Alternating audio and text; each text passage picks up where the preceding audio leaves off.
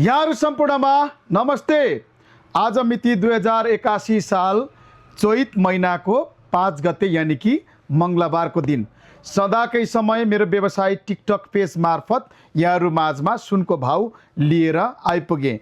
आज सुनको भाउ 1,75,200 रुपियाँ रहेको छ भने चाँदीको मात्र 2,050 रुपियाँ रहेको छ। सुनमा 1,100 रुपियाँले बढेको छ भने चाँदीमा मात्र 5 रुपियाँले बढेको छ। अहिले दिन प्रतिदिन सुन किन बढिरहेको छ यहाँहरूलाई लाग्न सक्छ। यो सबै अन्तर्राष्ट्रिय बजार र अन्तर्राष्ट्रिय राजनीति एक खालको हस्तक्षेपले नै सुनमा पनि धेरै ठुलो प्रभाव परेको छ। अन्य व्यवसाय अन्य क्षेत्रमा लगानी गर्ने लगानीकर्ताहरू चाहिँ अहिले सुनमा आकर्षित देखिएर पनि सुनको भाउले नयाँ रेकर्ड राख्दै गइरहेको छ।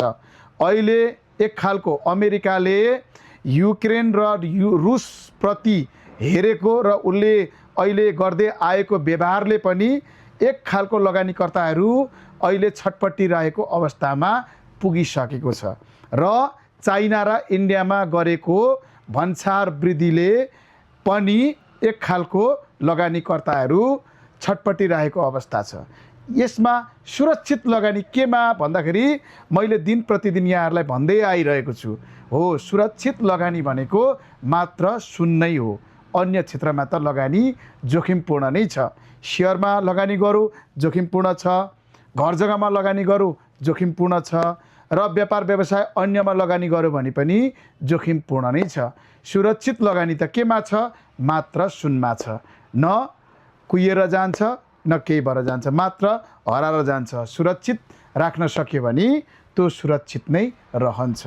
नेपाली बजारमा पनि यसको धेरै ठुलो प्रभाव चाहिँ अहिले परेकै छ। व्यवसायीहरू अहिले सुनको भाउ बढेर पनि एकदमै धेरै क्रिटिकल र गाह्रो अवस्थामा गुज्रिएको छ।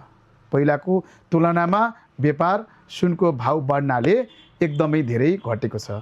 यो सबै भनेको नेपालीको पहुँचभन्दा बाहिर दिन प्रतिदिन सुनको भाउ गइरहेको छ। आजलाई यति नै। हवस् त, धन्यवाद।